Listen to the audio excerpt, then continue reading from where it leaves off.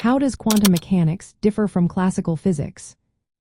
Have you ever wondered why the tiny world of atoms behaves so differently from the everyday objects we see around us? The differences between quantum mechanics and classical physics are fascinating and crucial for understanding our universe. Let's break it down. First, let's talk about how physical quantities are treated. In classical physics, things like position and energy are seen as continuous. This means they can take any value within a range. In contrast, quantum mechanics introduces the idea of quantization. This means certain properties, like the energy levels of electrons in an atom, can only exist in specific values, not just any value. Next, we have wave-particle duality. Classical physics treats particles and waves as entirely separate. Particles have clear positions and paths, while waves spread out and can interfere with each other. Quantum mechanics, however, combines these ideas. It shows that all particles can behave like both waves and particles, depending on how we observe them. Now let's consider determinism versus probability. Classical physics is deterministic. If you know the starting conditions perfectly, you can predict exactly what will happen next. Think of Newton's laws of motion. Quantum mechanics flips this on its head. It is inherently probabilistic. Even if you know everything about a quantum system, you can only predict the likelihood of different outcomes, not the exact result.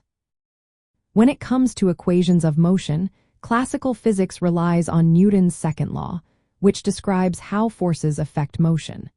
Quantum mechanics uses different equations, like the Schrödinger equation. This equation describes how a quantum state evolves over time using a wave function that represents probabilities. Measurement also plays a different role in these two realms. In classical physics, you can measure something without changing it. In quantum mechanics, measuring a system affects it. This is where the Heisenberg uncertainty principle comes in. It tells us that we cannot know certain pairs of properties, like position and momentum, at the same time with complete accuracy. The scope of these two theories also differs.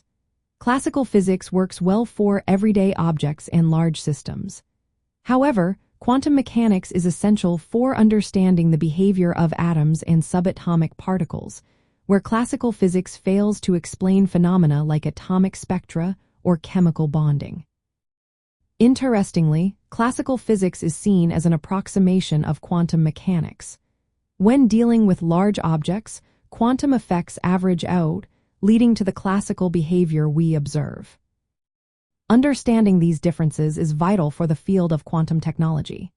This area uses principles from quantum mechanics, such as superposition and entanglement, to create new technologies. For instance, quantum computers can perform certain calculations much faster than classical computers.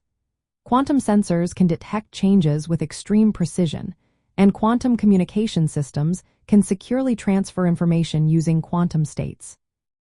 In summary, the differences between quantum mechanics and classical physics are not just academic. They have real-world applications that are shaping the future of technology.